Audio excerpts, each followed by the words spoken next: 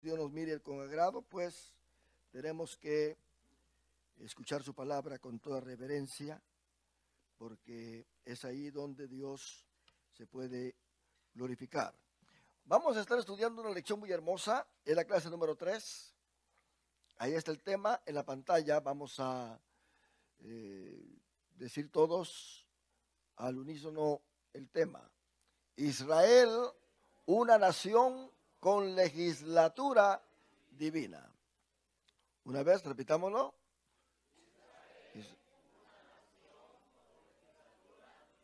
Gloria al Señor. Hay un pensamiento central. Israel, como una nación formada milagrosamente por Dios, no solo heredó la tierra prometida, sino un código de leyes singulares dado por el mismo Dios. Y eso es importante, que lo que Israel ha recibido ha sido de parte de Dios. No se lo dio la ONU, sino fue Dios. Aún en 1948, cuando Israel regresa a su tierra, los judíos forman el Estado de Israel, realmente no fue la ONU, sino que Israel está bajo promesa de que si un día desobedece, Dios lo saca de su tierra, mas sin embargo lo trae de regreso.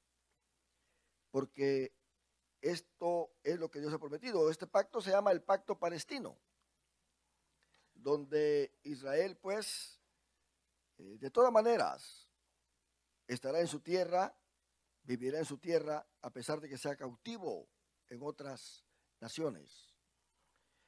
Ahí en Romanos capítulo 9, nosotros encontramos lo que Dios le dio a Israel desde el principio cuando formó este pueblo.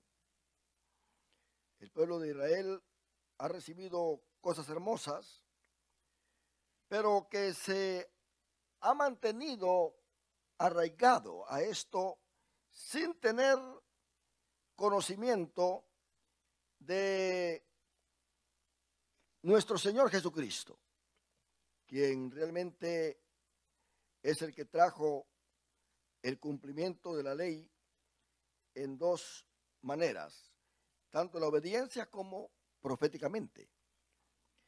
Entonces, Romanos capítulo 9, el apóstol Pablo dice: verdad digo en Cristo, no miento, y mi conciencia me da testimonio en el Espíritu Santo, que tengo gran tristeza y continuo dolor en mi corazón, porque deseara yo mismo ser anatema, o sea, separado de Cristo, por amor a mis hermanos, los que son mis parientes según la carne. O sea, está hablando de sus hermanos en la carne, o sea, en el aspecto consanguíneo, sus paisanos, que son israelitas, dice el versículo 4, de los cuales son la adopción.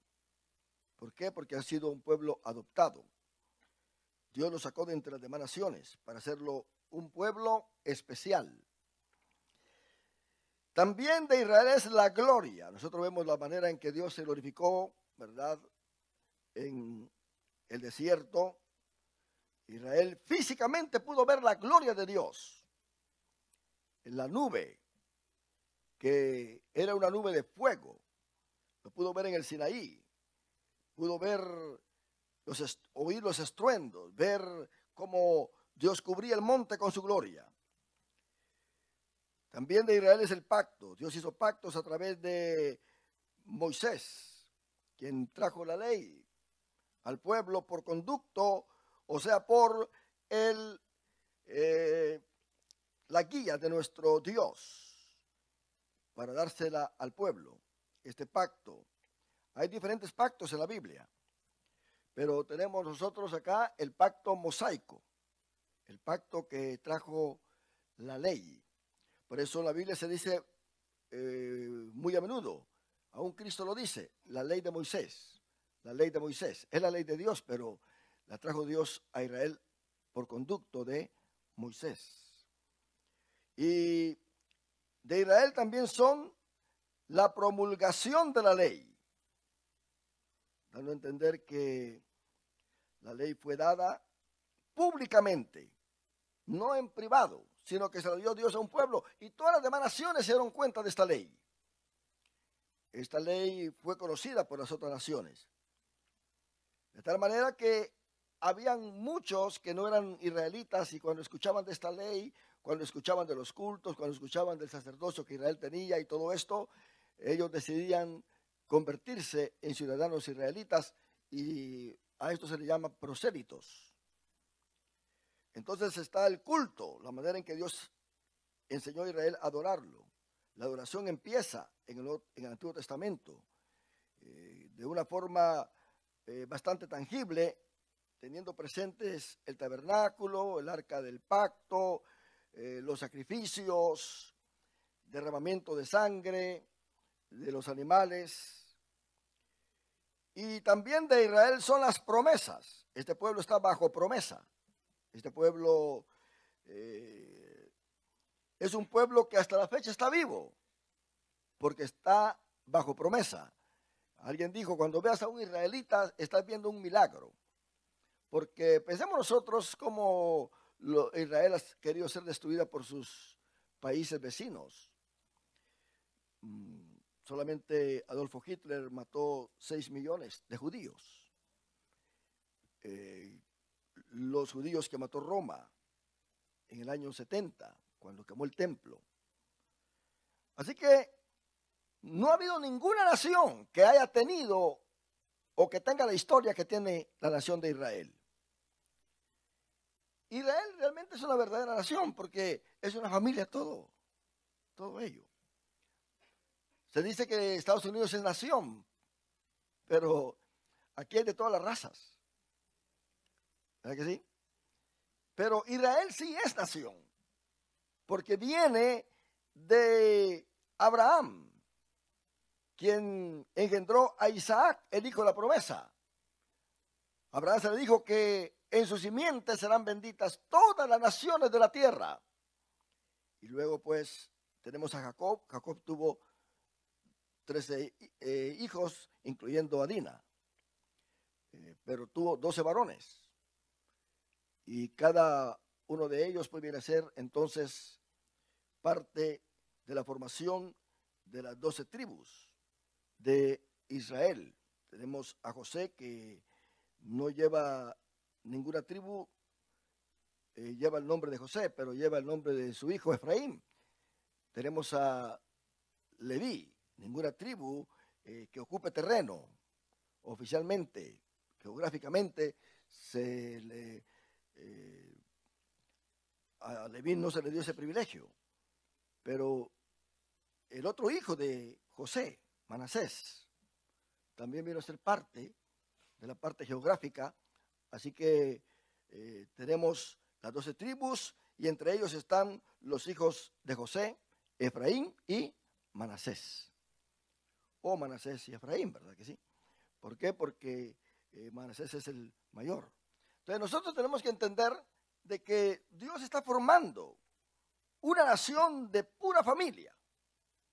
Aquí no hay asunto de que fulano viene de allá y que sultano viene de acá. Mas, sin embargo, hay quienes vienen a ser prosélitos, vienen a ser extranjeros en la tierra y adoptan la ley, como pasó con Ruth, que todavía, ¿verdad? Vemos nosotros acá cómo se estaba llevando a cabo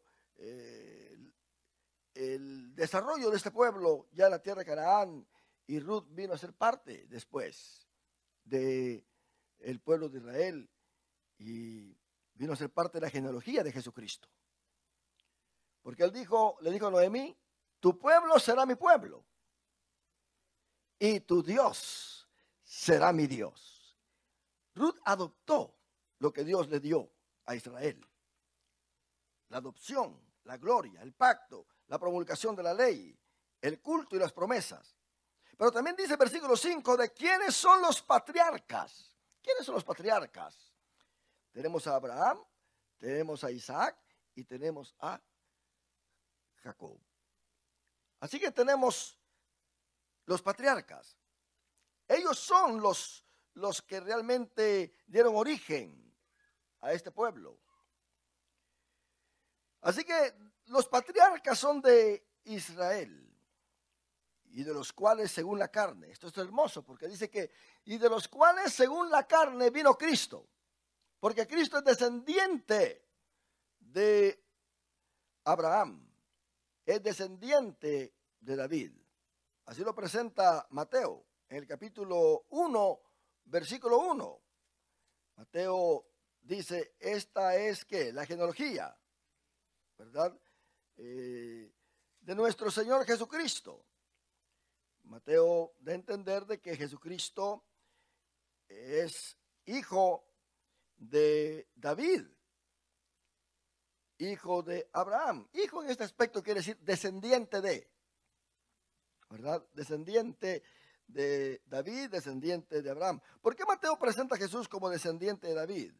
Porque él viene a reinar, es la familia real.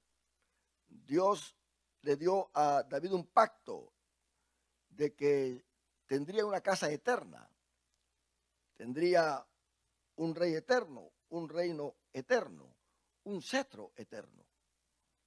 Hablando de que de su descendencia iba a salir el rey de reyes y señor de señores. Pero también dice que viene de Abraham. ¿Por qué de Abraham? Porque Jesucristo, dice Gálatas, que nació bajo la ley porque él es judío.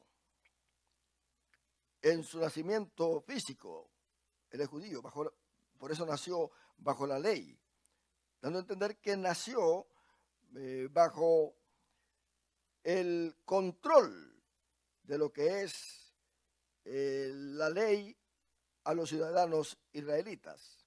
Cristo vino a cumplir la ley. Él fue obediente hasta la muerte y muerte de cruz.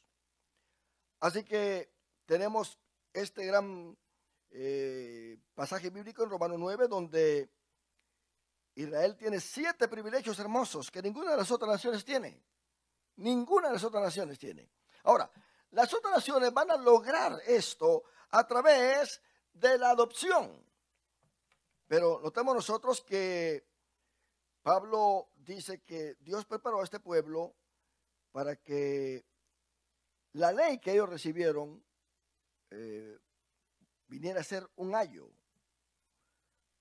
para que ellos pudieran recibir lo que es el cumplimiento de las promesas del Dios Todopoderoso. Y él dice ahí en Romanos capítulo 10,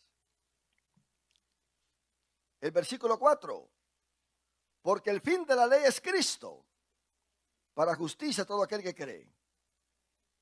¿Se da cuenta?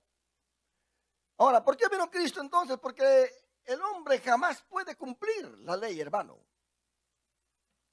Los judíos hoy en día están diciendo que el cristianismo está equivocado porque quieren ser salvos a través de el creer.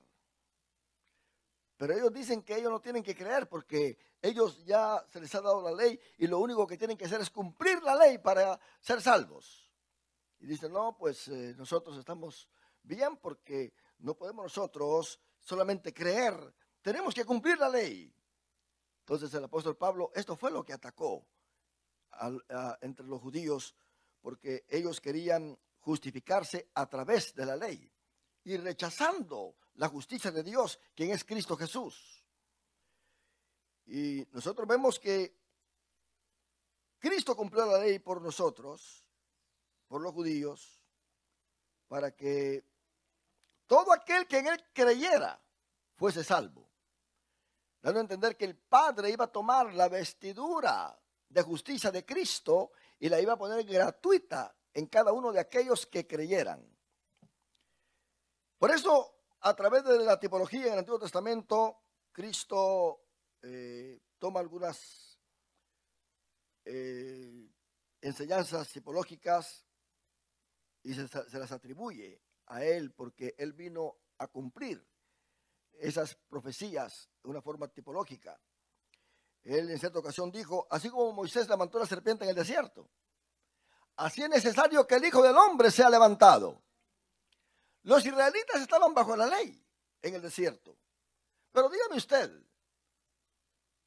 ¿pudo la ley defender a los israelitas de la muerte? Porque estaban muriéndose por las picaduras, la mordida de las serpientes. Pero por mucho que guardaran la ley o que estuviera el pueblo bajo la ley, el pecado había entrado al pueblo y el pueblo estaba muriendo. Las serpientes estaban matando a todo el pueblo. Alguien podría decir, ¿por qué me están matando a mí, Señor? Si tú sabes que yo soy parte del pueblo, soy parte de la adopción, soy parte de los patriarcas, soy parte del pacto. Pero no había salvación para ellos. Hasta que Moisés clamó a Dios.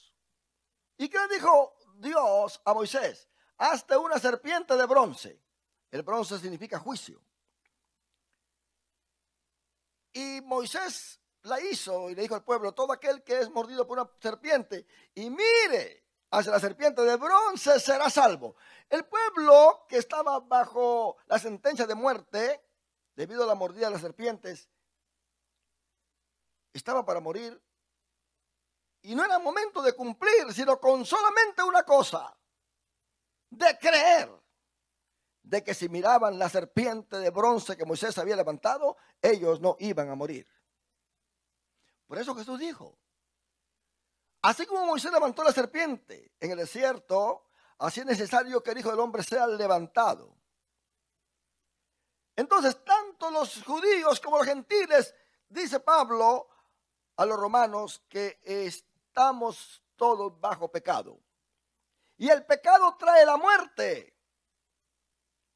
Y no se puede ser salvo por ningún cumplimiento de la ley o ningún cumplimiento de ritos y ceremonias, sino por creer que cuando la serpiente antigua, que es el diablo, nos haya mordido, nosotros tenemos un antídoto, que es Cristo Jesús en la cruz del Calvario.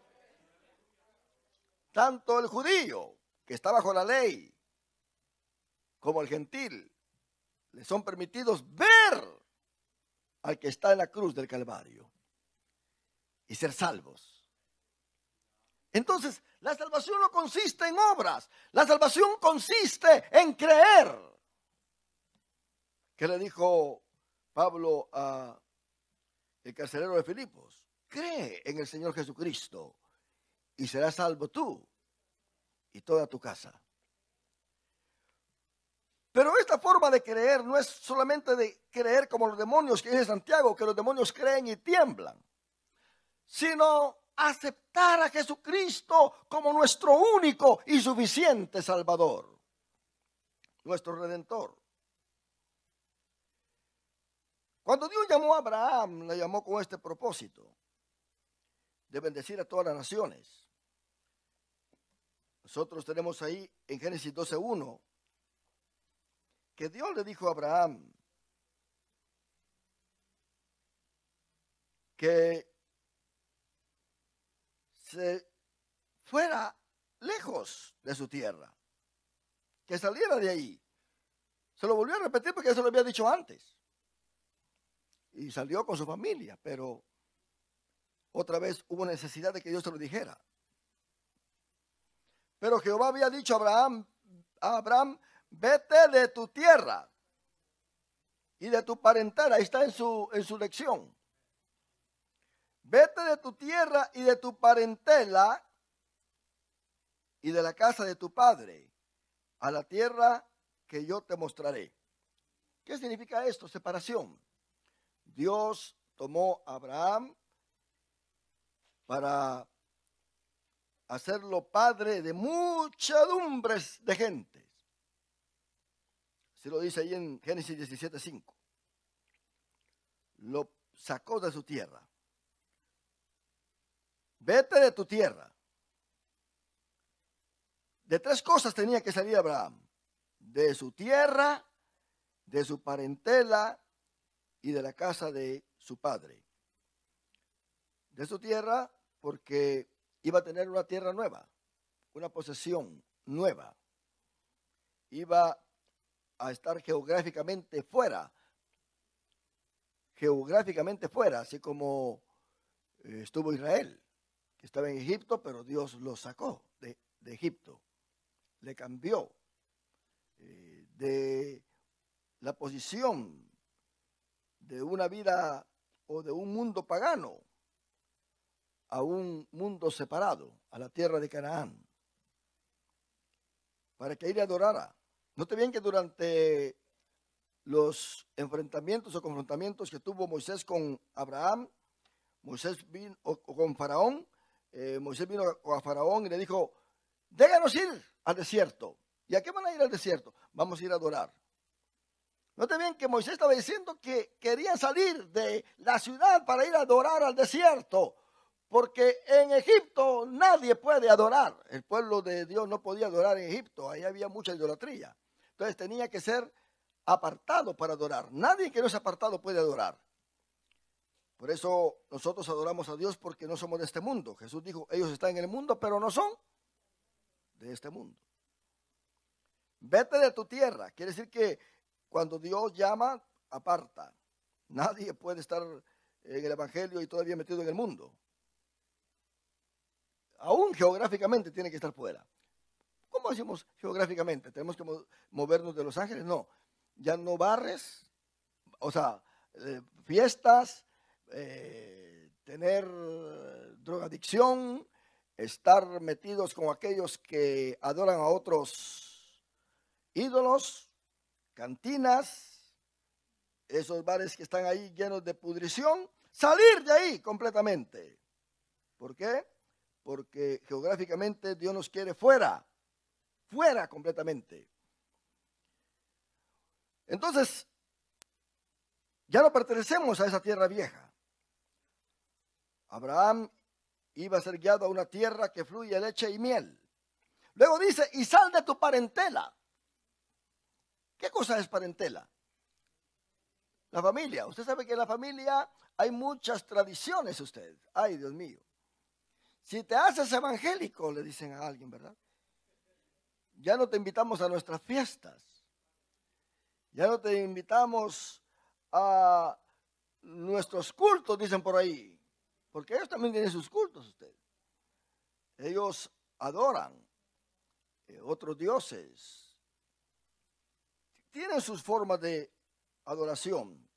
Entonces Dios le dice a Abraham, sal de tu parentela. Ya no vas a vivir bajo las costumbres de tu familia.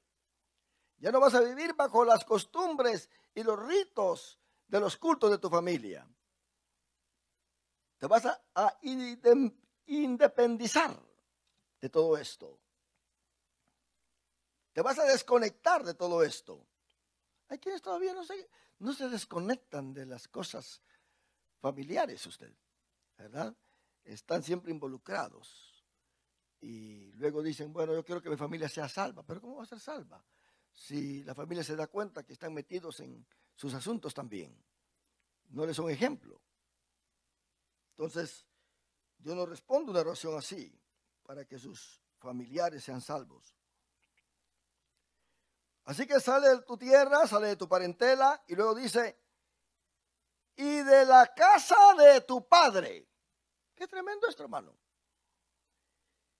Da a entender que ya no va a estar bajo la autoridad de su padre, bajo el control de su padre. Note bien que al principio como que Abraham no obedeció porque se llevó a su papá con él.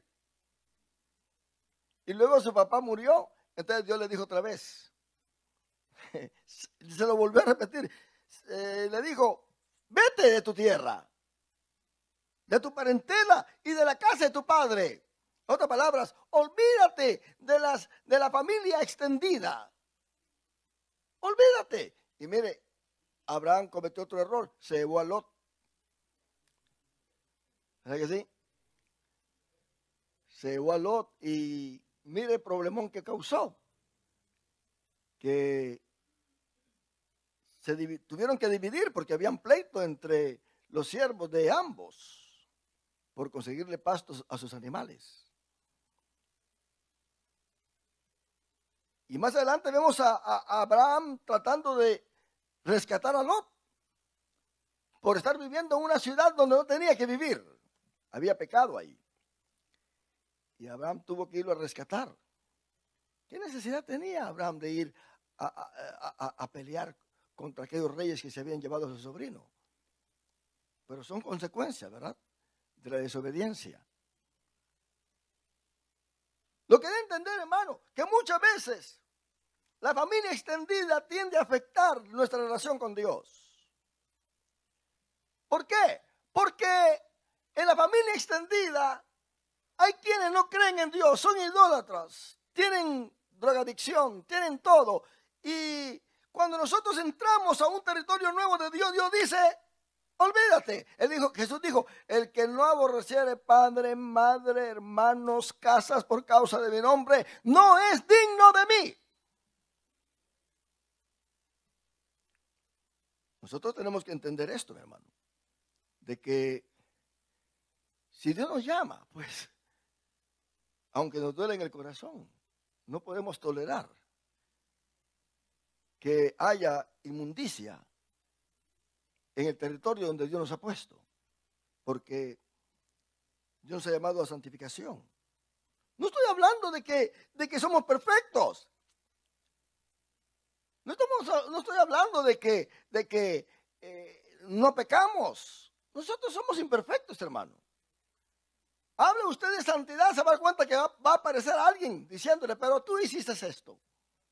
Y lo quieren callar por un pecado o por dos o por lo que sepan de usted. Pero hermano, la verdad siempre existe.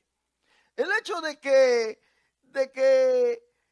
alguien haya fallado una vez en matemáticas no quiere decir que no podrá usar la matemática ya más. La matemática se usa porque la matemática es verdad. 2 por 2 es 4. Usted recibe dinero, tiene que contar, usted tiene que usar la matemática. Ni modo que venga alguien a decirle, ya no usa la matemática si tú fallaste la otra vez en matemáticas. Así viene la gente. Usted falla en una cosa y ya no quieren que ni hable de Dios. Y ellos están más perdidos que otra cosa. Pero sí, se fijan en los demás. Está bien. Ellos dicen, bueno, tú pecaste. Pero cuando vengan al conocimiento de Dios, se darán cuenta de que Dios es perdonador. Dios da segundas oportunidades. ¿Cuántas oportunidades no le dio a Israel? Un pueblo que tuvo que haber destruido así. Pero Dios pensó en sus patriarcas. ¿Por qué Dios nos destruye a nosotros? Porque piensa en su Hijo amado Jesucristo, que está sentado a su diestra. Pero Dios quiere que nosotros nos vayamos mejorando. No puedes tú tener inmundicia en tu casa, aunque te duela. Ellos tienen que entender. Además, la familia entiende. Si poniéndoles condiciones no quieren obedecer a esas condiciones, ya no es tu culpa. Porque tú tienes que guardar lo que es tuyo. Y ante todo ante Dios, en santificación. En cierta ocasión se le acercó una persona, un hermano de este cristiano, llevó una ven a su casa y la llevó llena de armamento bélico, rifles, pistolas. Y le dijo que le diera por esa noche donde guardar todo ese armamento en su casa. Y llegó con otros 2 ahí hombres que se notaba que eran malosos. Y él se plantó y dijo, ¿sabes qué? Eres muy mi hermano. Pero desde que yo acepté a Jesucristo, aquí no entran esas cosas. Pero si tú eres mi hermano, te he hecho favores, te he ayudado, te los agradezco. Pero no quiero yo contaminar mi casa. Yo ya le entregué mi vida a Jesucristo y también le entregué mi casa. ¿Se da cuenta? Hay santidad. Ellos no entienden, por supuesto. Pero Dios le dijo a Abraham, sal de la casa de tu padre. Tus familiares ya no te van a controlar. Tus tíos ya no te van a controlar. No importa qué tan intrínsecamente estás unidos a ellos. Tú tienes que saber que ahora tienes que ser guiado por el Espíritu Santo. ¿Qué le dijo Jesús a Pedro? Pedro, antes cuando eras joven te ceñías e ibas donde tú querías. Pero ahora te ceñirá otro. ¿Quién es ese otro? Jesucristo, el Hijo de Dios. Esto hay que entenderlo. Abraham, hermano, se estaba metiendo en una dificultad tremenda. Pero este hombre pudo obedecer por un punto muy importante que cada uno de nosotros tenemos que tener. Y es porque en él se despertó una fe muy singular. Muy singular. Su padre era idólatra. Su padre, según Josefo, era hacedor de ídolos. Yo le conté la otra vez lo que pasó, ¿verdad? Que cuando Dios habló a Abraham, Abraham se dio cuenta que el único y verdadero Dios es Jehová. Aunque él nunca lo conoció por Jehová. Como le dijo Dios a Moisés en Éxodo capítulo 6. Dice, Abraham, a tus padres, yo me le revelé como El Shaddai, el Dios omnipotente. Pero como Jehová nunca me conocieron. Pero ahora tú me estás conociendo como Jehová. Y así me van a conocer todas las naciones de la tierra. Para siempre. Como Jehová. Pero a Abraham no se le apareció como Jehová, sino como El Shaddai, el Dios omnipotente.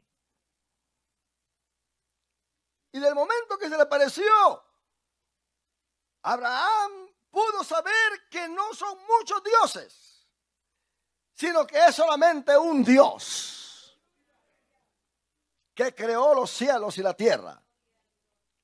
Por eso Abraham vino y trajo el monoteísmo, la adoración a un solo Dios.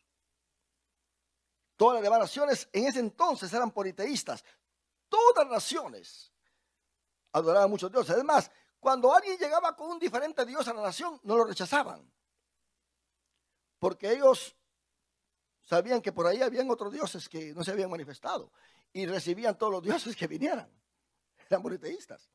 Eso fue lo que ayudó a Daniel y a los varones hebreos allá en Babilonia. Porque Babilonia creía en muchos dioses y los dioses nuevos eran bienvenidos. Aún a los griegos. ¿No te ven cuando Pablo llegó a Atenas? Y encontró un altar donde decía al Dios no conocido. En otras palabras, si en caso existe otro Dios. Y Pablo se aprovechó y dijo, a ese Dios no conocido es el que yo les traigo, señores. Y se lo llevaron para escucharlo. Y algunos creyeron, otros no. Después te escuchamos. Pero vemos nosotros que Abraham recibió la palabra, el llamado de Dios. Déjeme decirle, hay gente allá afuera que dice, Señor, háblame, háblame. No, yo no voy a hablar solamente por hablar. Las primeras palabras que Abraham recibió fue un llamamiento. Un llamamiento para salir de allí, de donde estaba. Salir de sus costumbres, salir de esa filosofía, salir de esa idolatría. Salir completamente en cuerpo, alma y espíritu. No salir solamente en una parte, como teniendo un pie allá y otro acá. ¿Cuántos de nosotros hemos recibido ya el llamado de Dios? Pero, ¿qué pasa si alguien está ahí en el mundo todavía? No ha salido. ¿Qué pasa si alguien todavía está involucrado meneando el esqueleto con la familia en los bailes? Ay, es que es mi tío.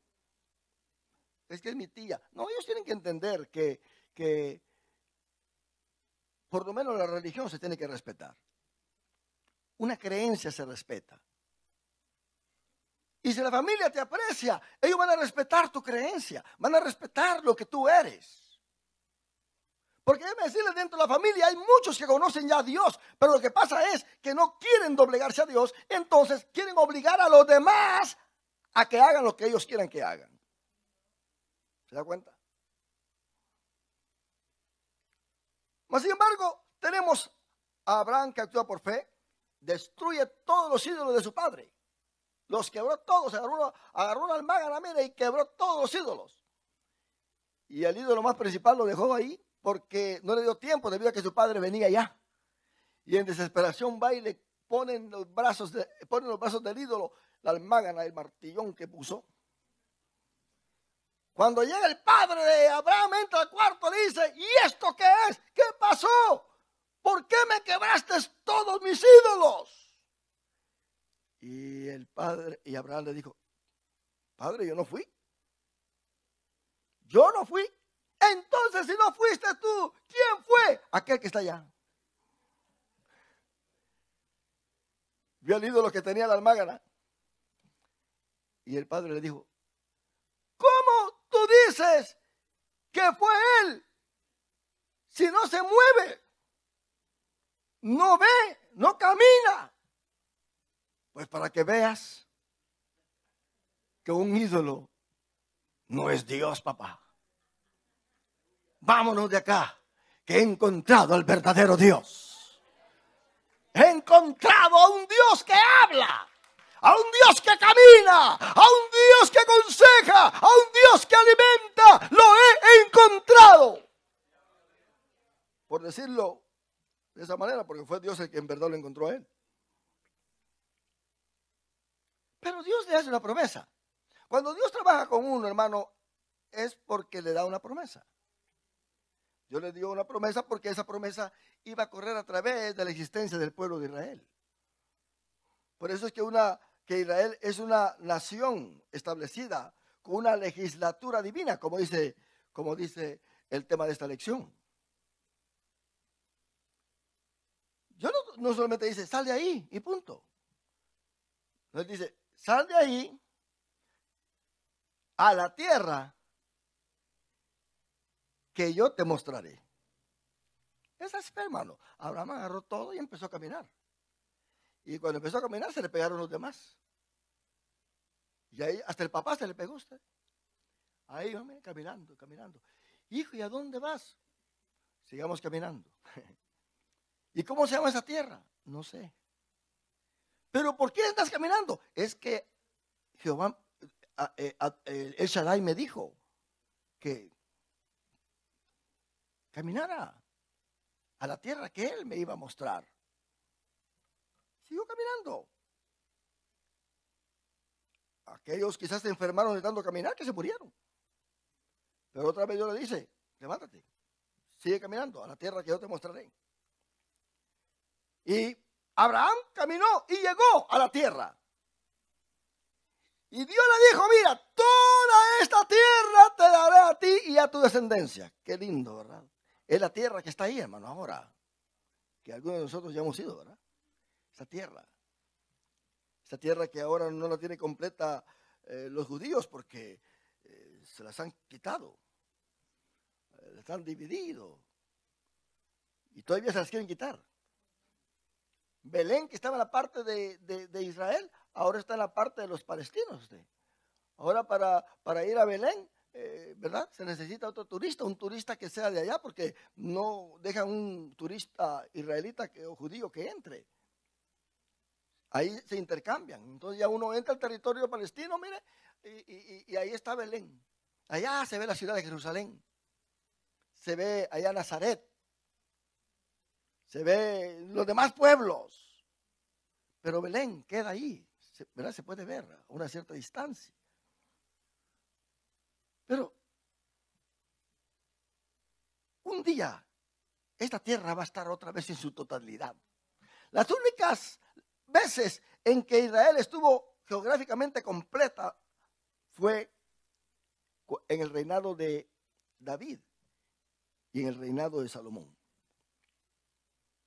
Después de que Salomón muere, la tierra misma se dividió. 10 tribus llamadas Israel y 2 tribus, Judá y Benjamín, llamada Judá, con su capital Jerusalén. Las 10 tribus con su capital Samaria. Esas 10 tribus vino a Siria en el año 722 antes de Cristo, o sea, antes de que Cristo naciera, y se les llevó cautivos y hasta la fecha no han aparecido. Pero lo mismo pasó con los judíos, que vino Nabucodonosor, se los llevó cautivos, pero los 70 años regresaron. Por eso los judíos están ahí. Dios siempre guardando Judá, para que de alguna manera haya un remanente por ahí, para que venga y se cumpla después la profecía de los huesos secos. Le dijo Dios a Ezequiel, ¿vivirán estos huesos? ¿Sabe cuáles son los huesos secos? Las 10 tribus. Las 10 tribus. ¿Vivirán estos huesos? Ezequiel le dice, tú lo sabes, Señor. Yo no lo sé, tú lo sabes. ¿Y qué pasó? empezó a correr un viento. El Espíritu de Jehová empezó a moverse y los huesos empezaron a juntarse y empezaron a echar tendones, nervios, músculos, y de repente dice Ezequiel, los vi de pie como un gran ejército. Esas son las 10 tribus que van a aparecer, que 12,000 de cada tribu estará predicando durante los 7 años de tribulación y estarán sellados. Hasta el momento no está. Este es el tesoro escondido que habló Jesús, que un hombre estaba en un campo y en el campo encontró un tesoro y lo escondió en el campo, pero no compró el tesoro, sino que compró el campo. El campo es el mundo. El tesoro escondido son las 10 tribus que no están, no se sabe dónde están, pero ya Dios sabe dónde están. ¿Se da cuenta? Y dice Romanos capítulo 11, versículo 26, y entonces todo Israel será salvo. Todo Israel, dando a entender que son las 12 tribus de Israel. Así que Israel está bajo promesa. Por la obediencia de un hombre, hermano. Por la fe de un hombre llamado Abraham. Pero note bien lo que Dios le dice a Abraham en el versículo 2 de Génesis 12. Génesis 12, 2. Y haré de ti, número 1, una nación grande. Es la palabra grande, no solamente se habla de lo geográfico, sino también de reputación, de calidad, de gloria, de sacerdocio. Haré de ti una nación grande y te bendeciré. Eso es lo importante, que uno sea bendecido. Hermano, usted puede venir a los Estados Unidos, tener esa su profesión, pero si no es bendecido de parte de Dios, usted va a vivir lamentándose. Pero si usted es bendecido de parte de Dios, aunque no tenga ninguna profesión, si usted ama a Dios, Dios lo va a bendecir. Dios lo va a prosperar en este país, especialmente cuando le sirve a Dios de todo corazón. Y haré de ti una nación grande y te bendeciré. Y nota bien, y engrandeceré tu nombre. Son bendiciones que Dios le está dando a Abraham. Y esto, hermano, no es condicional. Hay bendiciones condicionales y hay bendiciones incondicionales. La bendición condicional es, si tú haces esto, yo te pago. La bendición incondicional es aquella que yo haré. Yo te prometo que te voy a bendecir. Punto. Señor, ¿pero qué tengo que hacer? Nada. Yo te voy a bendecir. Es como cuando el padre le da la herencia a sus hijos y entre ellos está la oveja negra. Por no decir el cabrito. Pero note bien, cuando da la herencia, entra la ley en vigor. Y todos tienen que recibir igualmente. Se levanta un hermano. ¿Y aquel por qué le das herencia? Si este nos ha hecho sufrir, es malo. Te ha maltratado. De modo. En lo que es legal, a recibir la herencia. La herencia es algo incondicional, porque si no le quieren dar la herencia, este hermano malo, tiene derecho de irse a la ley. Y la ley lo tiene que apoyar, porque es parte legítima de esta familia. Tiene derecho a la herencia. Si no tiene derecho, pues entonces tiene que ir llorando por el camino sin buscar ningún abogado para que lo ayude. Pero si tiene derecho a pelear por su herencia. Dios le da derecho a sus hijos para reclamar esas bendiciones incondicionales. yo te voy a bendecir. ¿Por qué? Porque si Cristo está en nosotros, la bendición está ya decretada para nuestra vida. En otra palabra, esa bendición no la tienes que pedir todos los días. Voy a orar para que el Señor me bendiga para mi salvación, para que me llene su espíritu todo el tiempo. No, automáticamente si buscas a Dios, Él te va a llenar de su Santo Espíritu. Por eso la Biblia dice que nos llenemos del Espíritu Santo. ¿Por qué? Porque da la lista, cantando salmos, cantando himnos, alabando a Dios en todo tiempo, viviendo bien con nuestra familia. Pero si usted está mal, usted puede venir a orar aquí. Señor, lléname tu Santo Espíritu. Dios no lo va a llenar, porque usted anda mal. Dios llena de su Santo Espíritu aquel que se arrepiente, que se somete a Dios de todo corazón y que dice al Señor, Señor, me voy a apartar de todo esto. Y Dios conoce su corazón y dice, este de verdad se está arrepentido. Hoy sí lo lleno con mi Santo Espíritu. Hoy sí lo lleno para fortalecerlo y ayudarlo. ¿Se da cuenta?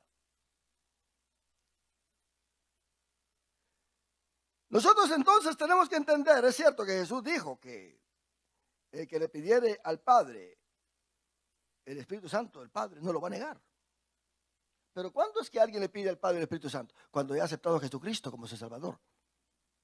Entonces tiene derecho a recibir el Espíritu Santo porque Dios le da a beber de ese espíritu.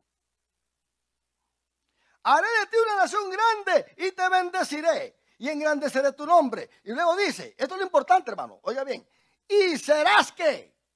Bendición. Hay una nación grande que sale de Abraham. Lo va a bendecir a él, lo va a engrandecer, dando a entender de que va a ser el padre de la fe. Los judíos lo van a reclamar como su padre.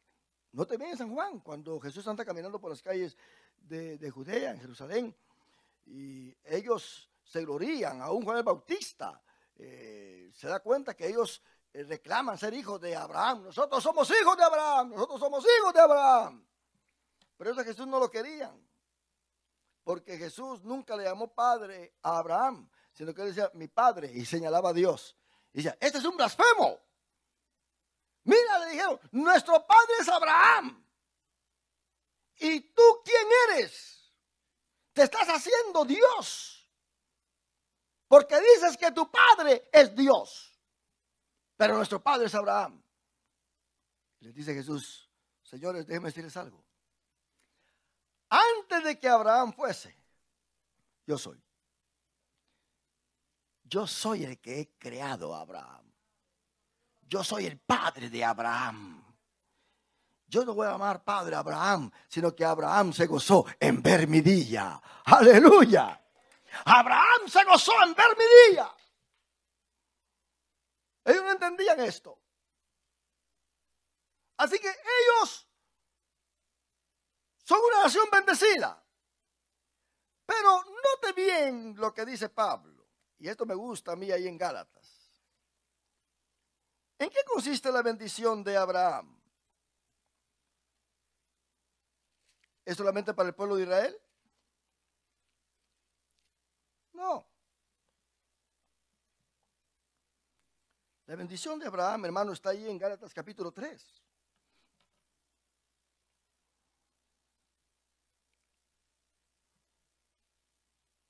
En el versículo 6. Aquí mismo, hermano, el judío, los rabínicos, los doctores de la ley, los rabís, ellos están mal. Porque ellos dicen que van a encontrar la salvación cumpliendo la ley solamente y no por creer. Pero ¿quién fue el primero en que creyó en Dios? Miren lo que dice Gálatas 3:6. Gálatas 3:6. Así Abraham, ¿qué dice ahí? Creyó a Dios. Lo que Dios quiere primero es que nosotros creamos. ¿Quién ha creído a nuestro anuncio? Dice la Biblia. ¿Quién? Creed que yo soy, dice Dios. Así Abraham creyó a Dios Y note bien lo que pasó. Le fue contado por justicia. ¿Cómo es eso que por creer le es contado por justicia? Entonces quiere decir que este rabí que dice que hay que vivir bajo la ley para encontrar la justicia, está contradiciéndose contra el gran Abraham. Porque lo primero que Abraham hizo fue creer. Y note bien que Abraham no era que ignoraba lo que era la ley de la conciencia que dice San Agustín. El ser humano tiene ley, sabe lo bueno y lo malo. Además, Abraham venía de una nación donde habían leyes religiosas, donde habían sacrificios.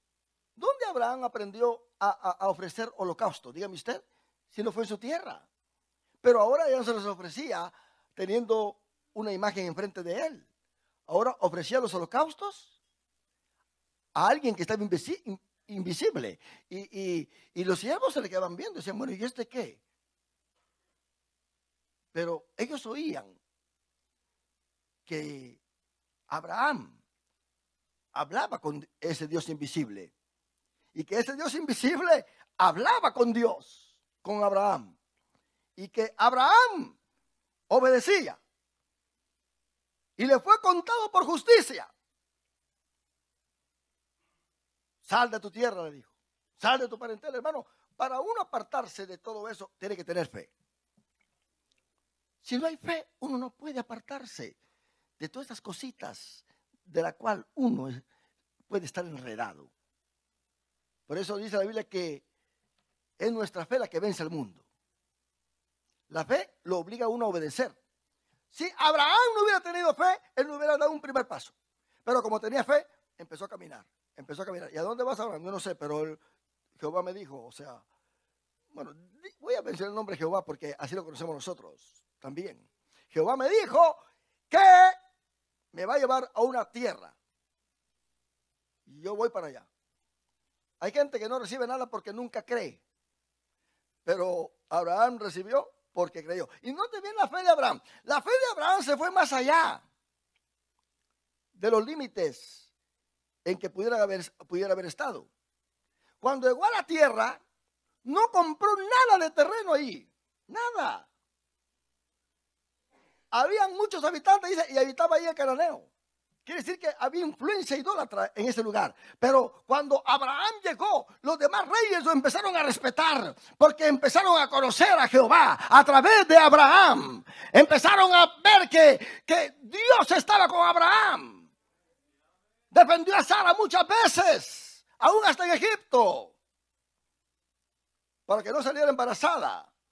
Porque Sara iba a ser la que iba a dar a luz a Isaac. Y los otros reyes escucharon a la voz de Dios porque se desaparecía por sueño. Porque le dijo Dios, si me tocas a Sara, te mato. ¿Verdad que sí? Si me tocas a Sara, te mato. Las palabras que venían para librar a Sara de todo esto. Entonces, está Abimelech, que Dios le habla.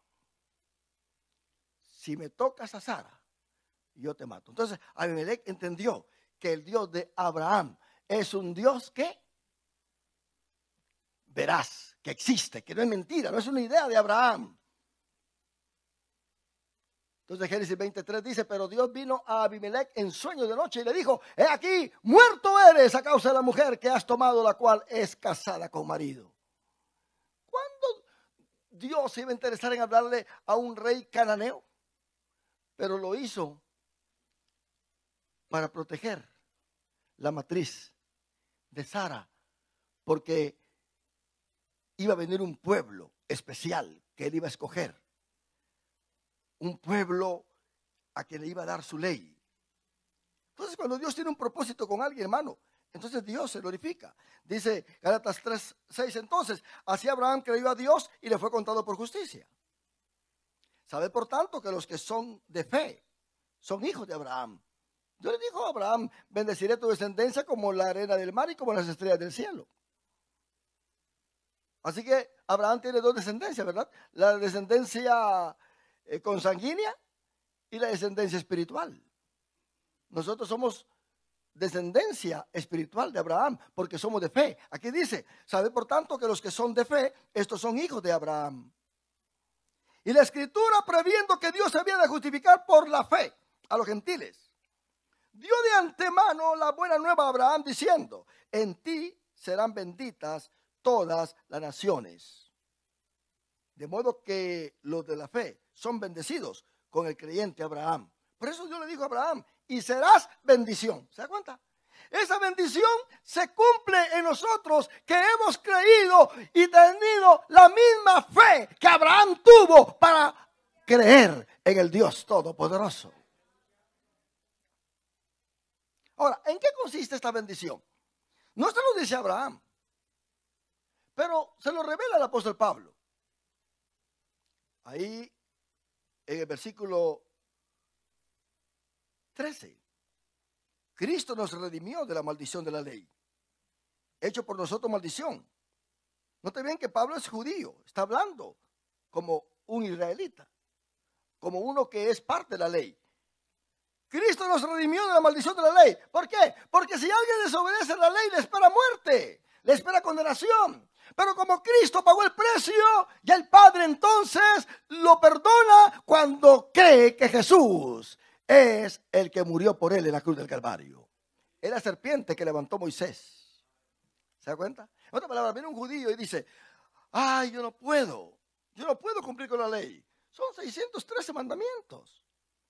365 mandamientos negativos. No. Y 248 mandamientos positivos. El judío dice, bueno, ¿y por qué 365 mandamientos negativos? ¿Y por qué 248 positivos? Cuando se suma en la gematría el nombre de Abraham, usted sabe que antes los judíos usaban las mismas letras hebreas para los números. Entonces, cuando se agarra el número de cada letra en el nombre de Abraham y se suman, salen 248. ¿Se da cuenta? 248. ¿Y cuáles son los 248? Son las 248 extremidades que hay en el cuerpo del ser humano. Así que había una integración completa y perfecta en Abraham, el padre de la fe. 365. Ellos lo equivalen al año solar. Para que en cada día nosotros nos vigilemos a nosotros mismos. No hacer esto, no hacer esto. No, cada día tiene su no. ¿Cuántos adoramos a Dios? Mi hermano, ayer tuvimos algo que quizá lo íbamos a hacer por algún descuido, pero hubo un no. Hoy, en este día, se presentará quizá otra ocasión de algo diferente, pero habrá un no. Un no para los 365 días del año. Por lo tanto, mi hermano, Dios siempre integra su palabra en armonía con nuestro cuerpo, con nuestro espíritu y con nuestra alma. Por eso Él dice, escribiré mi ley en sus mentes. Se ha comprobado que el ADN tiene una función especial en el carácter de la persona y que la persona es buena o es mala dependiendo de las mutaciones que se hayan provocado en su ADN. Han encontrado hasta un mensaje en el ADN acerca de que el Dios Todopoderoso es eterno. El nombre de Dios está escrito en nuestra existencia, mi hermano. Por eso Dios tiene relación con el hombre. Por eso Dios trata con el hombre. Por eso Dios se enoja cuando el hombre desobedece y se alegra cuando el hombre obedece. Ese es Dios. ¿En qué consiste esta bendición? Sigamos leyendo. Versículo 14. Para que en Cristo Jesús la bendición de Abraham. Ahora, para que en Cristo Jesús la bendición de Abraham. En otras palabras, Abraham iba a ser de bendición, pero sin Cristo no podía ser bendición al resto del mundo. Pero en Cristo Jesús sí, dice, para que en Cristo Jesús la bendición de Abraham alcanzase a los gentiles. ¿Quiénes son los gentiles? Los no judíos, los no israelitas, nosotros que no somos israelitas. A fin de que por la fe recibiésemos ¿qué? La promesa del Espíritu. Entonces, ¿en qué consiste la bendición de Abraham? En que Dios nos ha hecho templo y morada de su Espíritu Santo. Dios entonces, hermano, le promete a Abraham todo esto, pero cuando le dice será bendición, está tomando en cuenta las otras naciones, pero va a ser a través de Jesucristo. Ahí en la lección, en el capítulo 15, versículo 13, dice, entonces Jehová dijo a Abraham, ten por cierto que tu descendencia morará en tierra ajena, dando a entender que iba a morar en Egipto, y será esclava ahí, y será oprimida 400 años. Así que Dios no ignoraba lo que Israel iba a pasar en Egipto. Ya estaba en el plan de Dios. Mas también a la nación a la cual servirán juzgaré yo, y después de esto saldrán con gran riqueza. Dando a entender que antes de que saliera Israel de Egipto, Dios iba a mandar plagas, iba a juzgar sus 10 dioses que tenía. Dando a entender que Dios es el Dios vivo. Mas también a la nación a la cual servirán juzgaré yo. Dios juzgó a Egipto. En el capítulo 46, versículo 1, dice, salió Israel con todo lo que tenía y vino a Beerseba, este es Jacob, y ofreció sacrificios al Dios de su padre Isaac. Y habló Dios a Israel en visiones de noche y dijo, Jacob, Jacob. Y él respondió, heme aquí. Y dijo, yo soy Dios, el Dios de tu padre. No temas de descender a Egipto, porque ahí yo haré de ti una gran nación. Era un plan de Dios. Muchas veces ignora la manera en que Dios trata con uno, ¿verdad? Quizá usted no pensaba venir a los Estados Unidos y llegó a los Estados Unidos. Dios lo trajo. ¿Para qué? Porque Dios sabía que aquí le iba a servir. ¿Se da cuenta? Que aquí usted le iba a entregar su vida. Y que a pesar de que esta nación tiene muchas cosas que pueden prostituir al ser humano, usted se ha mantenido fiel con Dios. Y ha tratado de guardarse para Dios. Han venido tentaciones fuertes, pero usted se ha mantenido. ¿Eso qué significa? Que de alguna manera usted ya recibió el Espíritu Santo en su vida, que lo guía, que le da fuerza, poder. La bendición de Abraham está sobre nosotros ahora, a través de Jesucristo, el Hijo de Dios. En Nehemías capítulo 9, versículo 13. Dice, y sobre el monte de Sinaí descendiste, mire las palabras del profeta, y hablaste con ellos desde el cielo, y les diste juicios rectos, leyes verdaderas, y estatutos y mandamientos buenos. El 22 dice, y les diste reinos y pueblos, y los repartiste por distritos, y poseyeron la tierra de Sehón, la tierra del rey de Hesbón, y la tierra de Og, rey de Basán.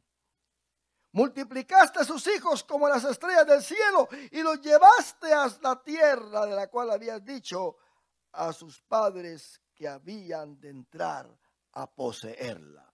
Qué tremendo, hermano.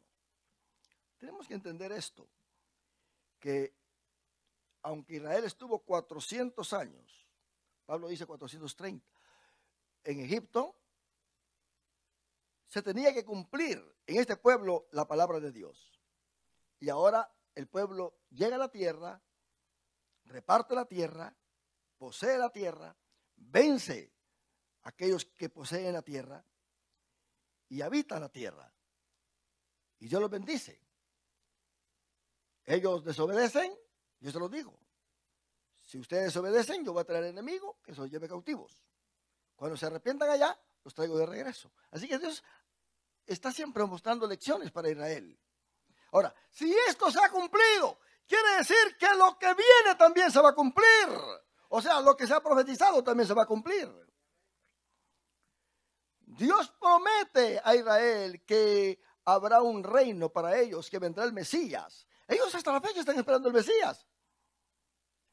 Ellos están esperando otro Mesías fuera de Cristo, pero qué sorpresa van a tener, que cuando vean al Mesías, fue el que murió en la cruz del Calvario.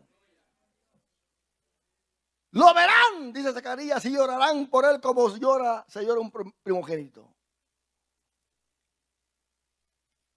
Y el Mesías los va a venir a defender, porque después de que ellos sean perseguidos por el anticristo, ellos van a estar escondidos ahí.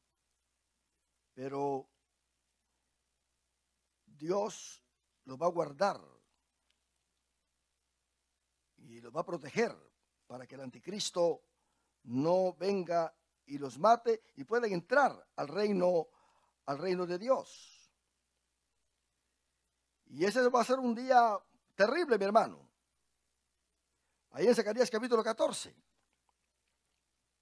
Esto viene para Israel y viene para el mundo entero. Y aquí dice: el día de Jehová viene. El día de Jehová es cuando realmente Cristo venga a reinar a la tierra. En Apocalipsis 19. Y en medio de ti serán repartidos tus despojos, porque yo reuniré a todas las naciones para combatir contra Jerusalén, y la ciudad será tomada y serán saqueadas las casas y violadas las mujeres, y la mitad de la ciudad irá en cautiverio, mas el resto del pueblo no será cortado la ciudad. Después saldrá Jehová y peleará con aquellas naciones como peleó en el día de batalla. En la segunda semana de los 7 años, hermano, el anticristo va a empezar a perseguir a Israel. Pero Israel, dice Apocalipsis capítulo 12, se le darán las alas de la gran águila. Y arrojará contra la mujer un río. Multitudes de soldados, de ejércitos, persiguiendo a los israelitas otra vez para matarlos. Pero Dios los va a esconder. Dice que los va a llevar a un lugar para tenerlos ahí guardados. Y el anticristo no lo va a poder ver. Y se afirmarán sus pies en aquel día sobre el monte de los olivos. Cuando Cristo baje, donde va a llegar va a ser al monte de los olivos. Ahí va a poner por primera vez las plantas de sus pies, que está frente a Jerusalén, al oriente. Y el monte de los olivos se partirá en medio hacia el oriente y hacia el occidente. Cambiará geográficamente todo eso. Y haciendo un valle muy grande. Y la mitad del monte se apartará hacia el norte y la otra mitad hacia el sur. Y huiréis del valle de los montes, porque el valle de los montes llegará hasta Sal. Huiréis de la manera que huisteis por causa del terremoto los días de Usías, el rey de Judá. Y vendrá Jehová mi Dios, y con él todos los santos. Jesús mismo lo dijo, que él vendría con sus santos ángeles también. Y acontecerá que en ese día no habrá luz clara ni oscura. Será un día en el cual es conocido de Jehová, que no será ni día ni noche, pero sucederá que al caer la tarde habrá luz. Acontecerá también en aquel día que saldrán de Jerusalén aguas vivas, la mitad de ellas hacia el mar oriental y la otra mitad hacia el mar occidental, y en verano y en invierno. Y Jehová será rey sobre toda la tierra. En aquel día Jehová será uno, y uno su nombre. Qué tremendo, hermano. Eso también se va a cumplir. Pero muchos de ellos no creen esto. Dicen, no creen pues que en Jesús se cumple ya esta promesa. Entonces los que están escondidos ahí en un lugar que la Biblia le llama Petra, los que estén escondidos ahí que el anticristo no los va a ver. Petra existe hasta el día de hoy. ¿Cómo Dios lo hará? ¿Quién sabe? Él tiene su forma de hacerlo. Pero cuando ahí en Isaías 63 Cristo llega, después de que baja, se va a buscar a los israelitas que están ahí escondidos para traerlos a Jerusalén. Ellos no quieren salir de ahí, están con miedo.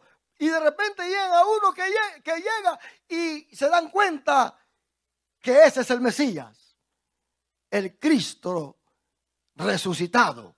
El Cristo que ahora niegan es el verdadero Mesías y viene a rescatarlos.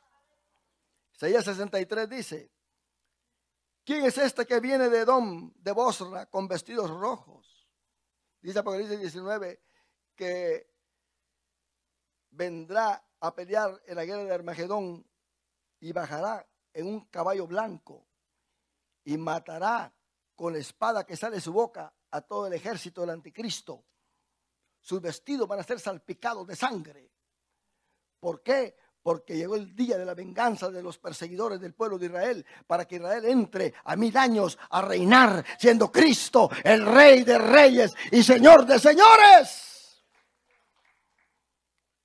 ¿Quién es este que viene de Edom, de Bosra, con vestido rojo? Dice Isaías 63. Este hermoso en su vestido, que marcha la grandeza de su poder. Yo, habla él, el que hablo en justicia, grande para salvar. ¿Por qué es rojo tu vestido y tus ropas como del que ha pisado un lagar? Le dicen los judíos, los israelitas ahí escondidos. Y él dice, he pisado yo el lagar, yo solo he pisado el lagar, y de los pueblos nadie había conmigo.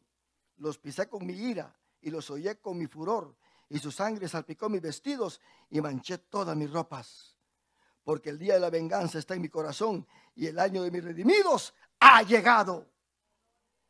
Miré y no había quien ayudara, y me maravillé que no hubiera quien sustentase, y me salvó mi brazo y me sostuvo mi ira, y con mi ira hollé los pueblos y los embriagué en mi furor y derramé en tierra su sangre. Eso va a pasar cuando Cristo venga con su iglesia. Nosotros ya no vamos a estar acá, vamos a venir con Él, aleluya, y vamos a ver cómo realmente Jesucristo se va a vengar de estos enemigos de Israel, del ejército del anticristo. Esto se va a tener que cumplir, porque lo que Israel es Dios que lo ha hecho. Y algunos piensan que la iglesia ha reemplazado a Israel. No, la iglesia no ha reemplazado a Israel. La iglesia se va a ir en el rapto. Israel todavía va a estar en los 7 años de tribulación. Y muchos van a salir de ahí tocando la puerta. ¿Quiénes son? Soy uno de los que ha lavado su vestidura blanca de la gran tribulación. Y dice la Biblia que al empezar el milenio, todos los israelitas van a resucitar para reinar con Cristo, aquellos que se fueron fieles a Dios, y reinarán con Él 1000 años. Así que, hermano, ese es el programa de Dios.